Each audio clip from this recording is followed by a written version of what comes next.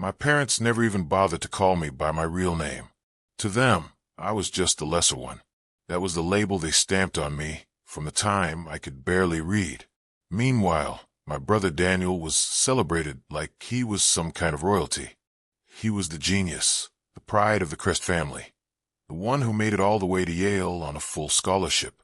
On his graduation day, my father stood tall in front of hundreds of guests, bragging about the empire Daniel would inherit. He promised him the family's $75 million company, a brand new Tesla, and our $13 million mansion in Chicago. Everyone clapped like it was a coronation. I sat in the back, invisible and humiliated, wondering how I could ever escape the shadow they forced me into. And then it happened. A man I had never seen before stepped up to me. He leaned down, handed me a thick white envelope, and whispered into my ear, "It's time to show them who you really are." In that moment, everything I thought I knew about myself, and everything my family believed, was about to change. I grew up in a house where love was handed out like trophies, and only my brother Daniel ever won them.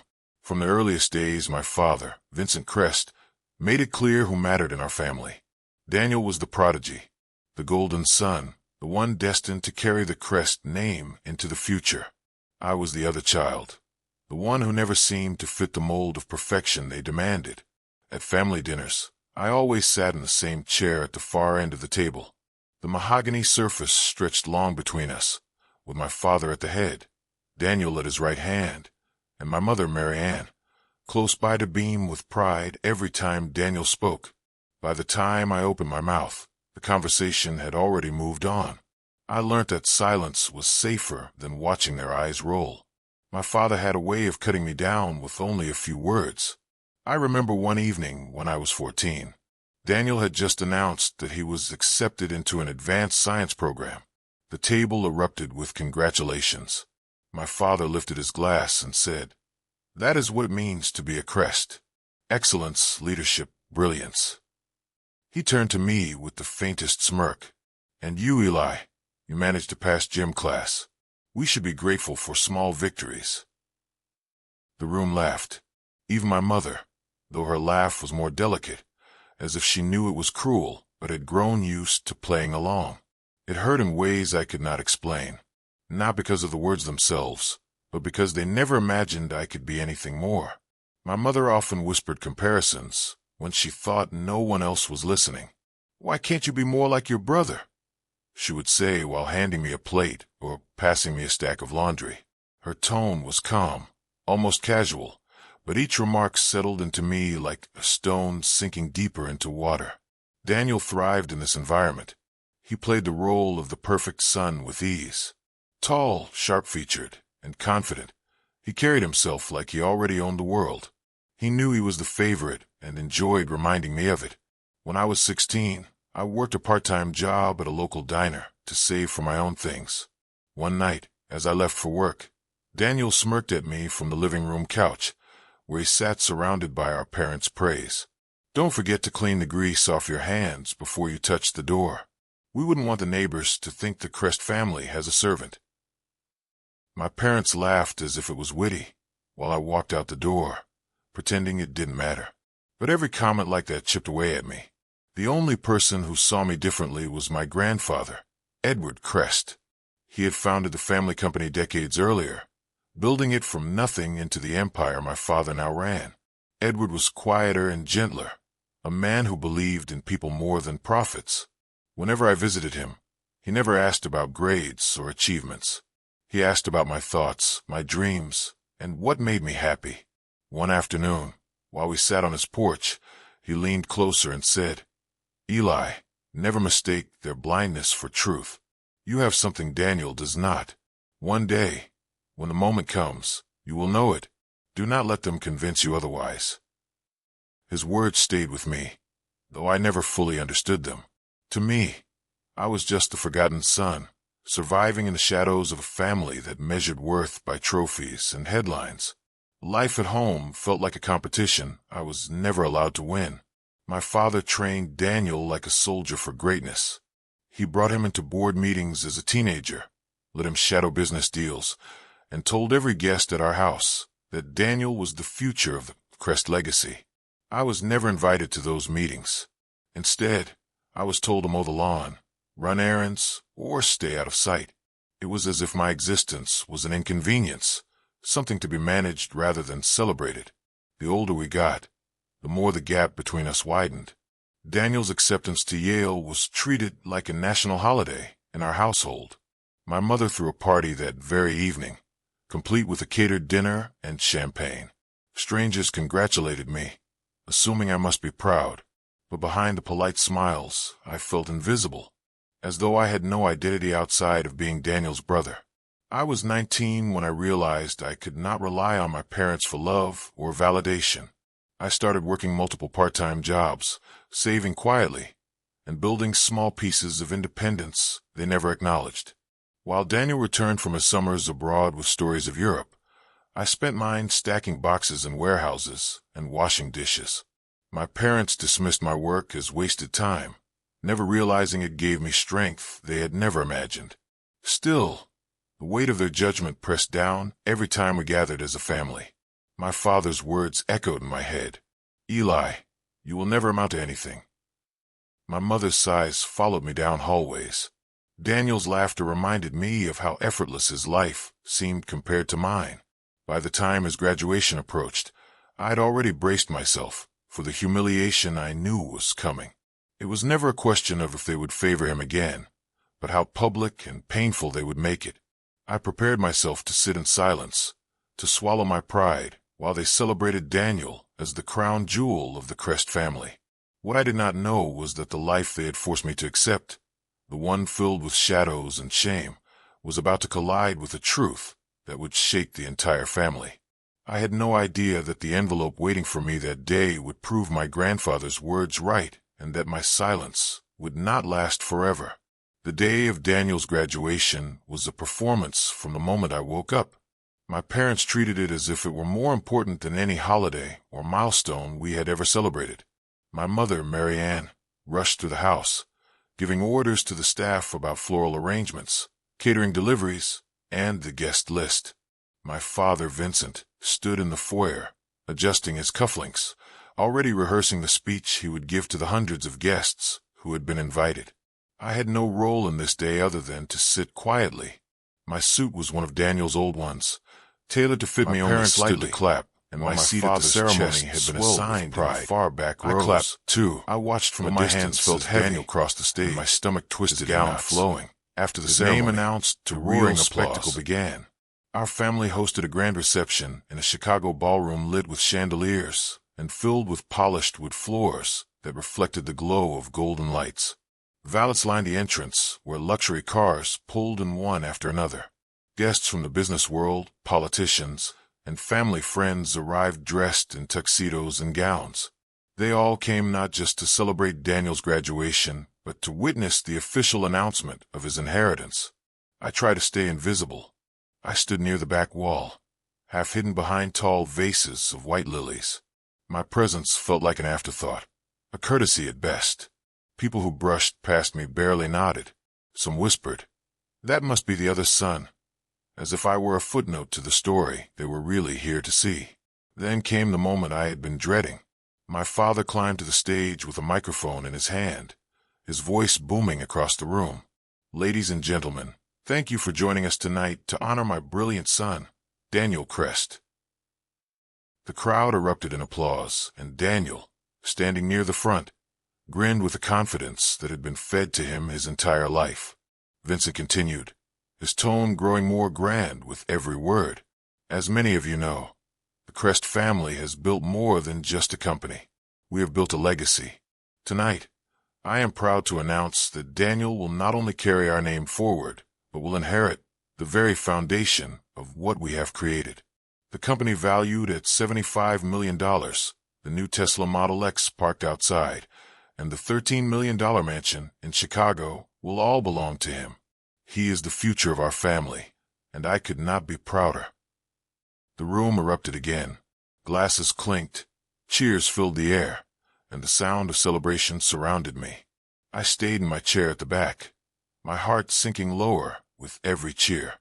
My mother leaned into my father's side, smiling with satisfaction, her hand resting on his arm as if to say, "We did it. Our perfect son has everything." For a brief moment, my eyes met Daniel's. He lifted a champagne glass toward me, but not in a gesture of inclusion. His smirk was sharp and mocking, as if he were toasting my failure. The message in his eyes was clear. I had lost. He had won. I wanted to disappear, to vanish from that room where I felt like nothing more than a shadow. The humiliation pressed down on me heavier than ever.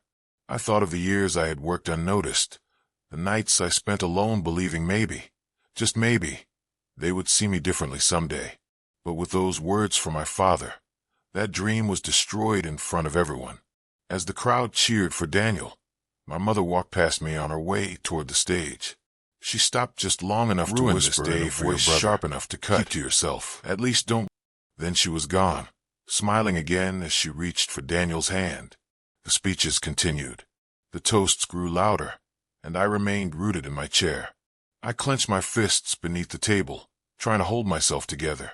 Rage mixed with sorrow in my chest, a storm I could not show anyone. I thought of my grandfather, Edward, the only one who had ever spoken to me as if I mattered. His words echoed again in my head. "One day the truth will set you free." But what truth? To me, there was only this reality. My parents had chosen their favorite, and my brother had won the crown. I was the forgotten son, the embarrassment seated in the shadows, while the rest of the family basked in golden light. The conflict that had defined my entire life had never been clearer. I was not just excluded. I had been erased. My father had announced it to the world, and the applause that followed felt like nails sealing a coffin. In that moment, I believed I would always remain silent, that I would endure this day as I had endured every insult, every whisper, and every cruel laugh. What I did not know was that this very night would deliver something I had never expected. It was when the applause finally began to settle, when the music started to play again, that I noticed a man in a dark suit moving toward me through the crowd. He was not clapping. He was not smiling. He carried something in his hand, and his eyes were fixed on me alone. The man moved with purpose, weaving through the crowd as if none of the laughter, music, or celebration mattered to him. His gaze locked on me, steady and unflinching, and I felt the air shift before he even reached my table. He was tall, with sharp features and an expression that revealed nothing. When he stopped beside me, he bent slightly, slid a thick white envelope onto the table, and whispered into my ear with a voice low and deliberate, "It's time to show them who you really are." Before I could respond, he straightened his jacket, gave the smallest nod, and walked away, disappearing back into the crowd as quickly as he had appeared. I sat frozen, staring at the envelope resting against the polished wood. My fingers trembled as they hovered above it. For years, I had been dismissed, mocked, and silenced, but never had anyone suggested there was more to me than what my family had declared that I pressed the envelope against my lap, shielding it from view. My heart pounded, so hard I thought it would burst through my chest. I considered leaving right then, slipping out before anyone noticed, but the man's words repeated in my head, "Who I really am." What could that possibly mean? The speeches on stage continued. Daniel was now standing with my father, smiling broadly while guests congratulated them both. Their voices blurred together as my attention narrowed on the sealed envelope. I slid a finger beneath the flap and hesitated. Part of me feared it was a cruel trick, another way for fate to humiliate me. But another part, the part that still carried my grandfather's words, urged me forward. I tore the seal and opened it. Inside were several documents bound together, along with a folded handwritten letter. The documents bore official stamps and signatures. My eyes raced across the first page, and my breath caught when I saw my name written. Clearly, not as an afterthought, not in mockery, but in legal recognition. The shares of the Crest Company, the trust that controlled the Chicago mansion, and accounts I had never heard of were all listed under me. Eli Crest. The final page contained a transfer of authority signed years earlier by my grandfather Edward himself. My hand shook harder. I unfolded the letter and saw my grandfather's handwriting, familiar and steady. "Eli, if you are reading this, it means the time has come. I watched both you and Daniel grow, and I knew early on that the future of this family could not rest on arrogance or pride. I chose you because you understand humility, because you know what it is to endure without recognition, and because you see people for who they are rather than what they can give you. Do not doubt yourself any longer. Everything I build belongs to you. I stared at the words until my vision blurred. My grandfather had chosen me. Not Daniel, not my father, not the version of perfection my family worshipped me. For years, I had believed their cruelty defined my worth. But here was proof that the man who started it all had seen me differently. My chest tightened with a mix of disbelief and defiance. I wanted to leap up and shout the truth, but fear held me in place. My father stood at the front of the room, his voice full of authority, his reputation glowing brighter than the chandeliers above him. If I interrupted him, if I dared to challenge his announcement, the backlash could be crushing. The Crest family name was power, and Vincent Crest had spent a lifetime protecting it with intimidation and control. But then I thought of every moment that had led me here. My father's smirk when he called me useless. My mother's whispers that I was nothing compared to Daniel. My brother's cruel jokes disguised as wit. The years of silence I had endured, hoping for the smallest scrap of approval. For too long, I had let them decide who I was. The envelope in my hands was more than paper. It was freedom. I closed the folder and tucked it inside my jacket, pressing it firmly against my chest. The decision crystallized within me. I would not stay silent. Not this time. I would not let my father's voice drown mine out any longer. The music softened as another toast began. Glasses raised in Daniel's honor, cheers echoing through the room. I rose slowly from my seat, my legs unsteady, but my resolve solid. For the first time in my life, I felt taller than the weight of their judgment. As I made my way toward the stage, a few heads turned, curious. My father noticed me approaching and frowned, clearly displeased at the interruption. Daniel smirked, assuming I was there to congratulate him publicly, to play my usual role of silent shadow. My mother shook her head subtly, her eyes sharp with warning, but my grandfather's words rang in my mind. One day, the truth will set you free. This was that day. I climbed the steps to the stage, my pulse racing, my hands clenched at my sides. Vincent leaned toward the microphone, attempting to usher me away with a forced smile. "Eli, this is not your moment," he muttered under his breath. But I stood my ground. My voice, though trembling at first, grew stronger with every word. "Actually, Father, this moment belongs to me." The room fell into silence. Guests froze mid-toast, glasses suspended in the air. Daniel's grin faltered. My father's eyes narrowed with fury, and I reached into my jacket, gripping the envelope that carried the truth my family had never wanted to see. The silence in the room was heavier than any sound. Hundreds of eyes locked on me as I stood at the edge of the stage, holding the envelope against my chest. My father's jaw tightened as he stepped closer, his voice low but sharp. "Eli, step down. You're embarrassing yourself." For years, I had obeyed commands like that without question. For years, I had shrunk back into the shadows when told I did not belong. But not this time. My hand trembled as I pulled the papers from inside my jacket and held them high enough for everyone to see. "I'm not the one embarrassing myself," I said, my voice carrying farther than I thought possible. "You are." Gasps rippled through the crowd. Daniel laughed nervously, raising his glass again. "What are you doing? Sit down before you make a fool of yourself." I opened the envelope and unfolded the documents. The Crest Company's seal shimmered under the ballroom lights. "These are signed transfer agreements from Edward Crest," I said, my voice steadying. "He chose me, not you, Daniel. He chose me, not you, Father. The company, the mansion, the accounts, all of it was placed in my name years ago." The room erupted into a mixture of whispers and stunned silence. Some guests leaned forward, craning their necks to see. Others exchanged glances, unsure whether to believe me. Vincent lunged toward me, his face flushed with rage. "This is ridiculous." That old man must have been confused. He didn't know what he was doing when he signed those. But before he could rip the papers from my hand, A firm voice cut through the chaos. I knew exactly what I was doing. The crowd turned as my grandfather, Edward Crest, slowly rose from a chair near the front. His cane tapped against the polished floor with each step he took toward the stage. Though his body had aged, his presence commanded more authority than anyone in the room. When he reached me, he placed a steady hand on my shoulder. I gave these papers to a man I trusted to deliver them when the time was right. That time is now. I chose Eli because I watched both of my grandsons grow. Daniel, you have brilliance, but brilliance without humility becomes arrogance. Vincent, you built wealth, but you lost compassion. Eli has endured neglect and cruelty, yet he has not hardened his heart.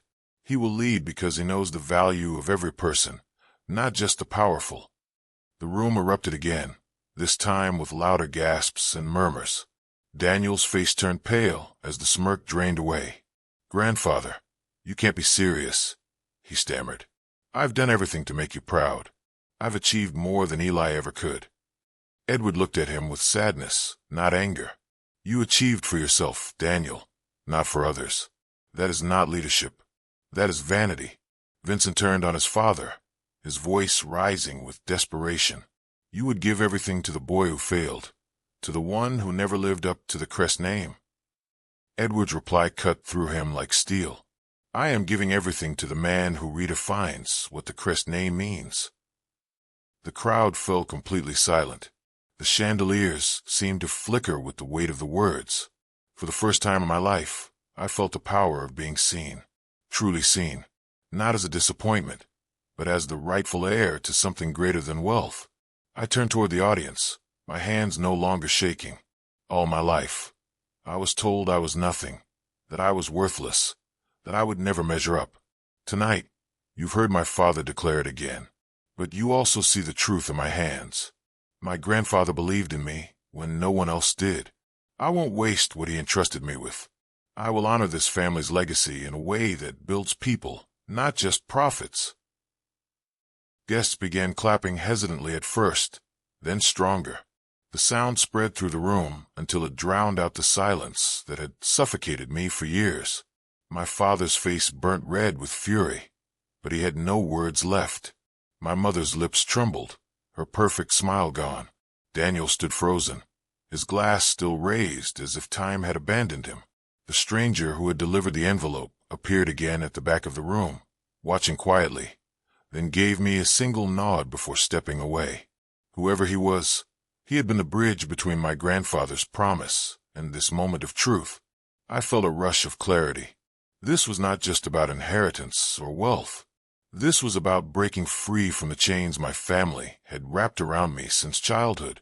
The humiliation, the cruelty, the years of silence, all of it had led to this night where I could finally stand and speak without shame. I faced my grandfather and bowed my head slightly. Thank you for believing in me. He squeezed my shoulder. Now show them why I was right.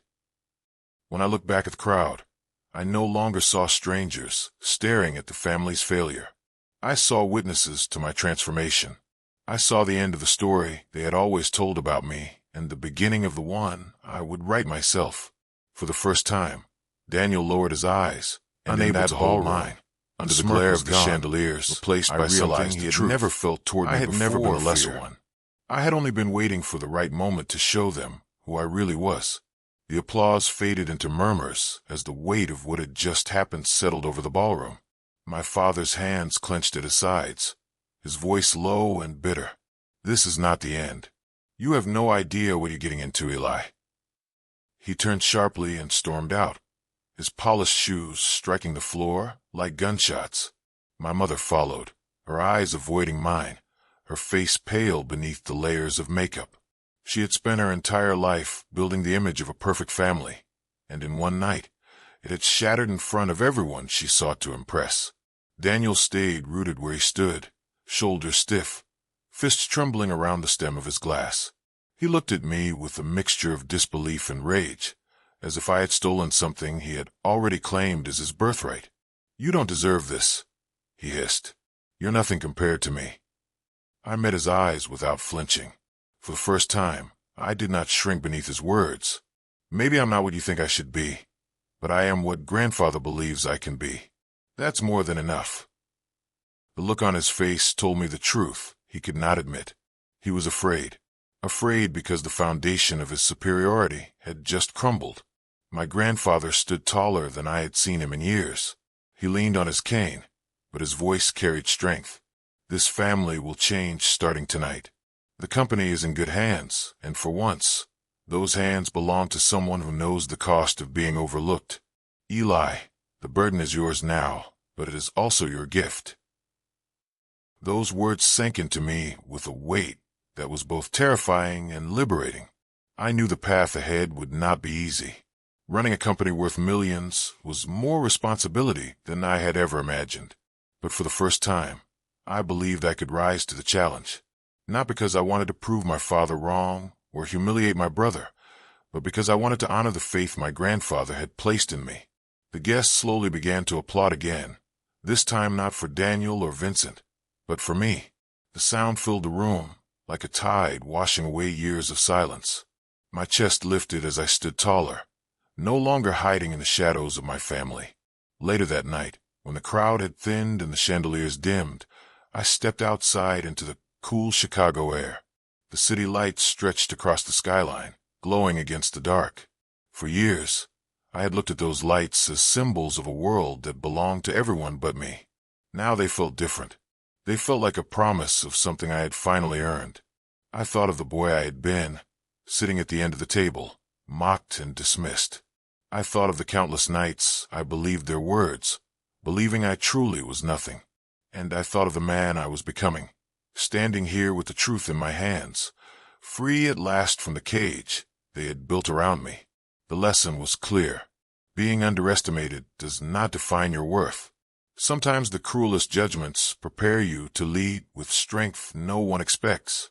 The labels others place on you do not determine your future.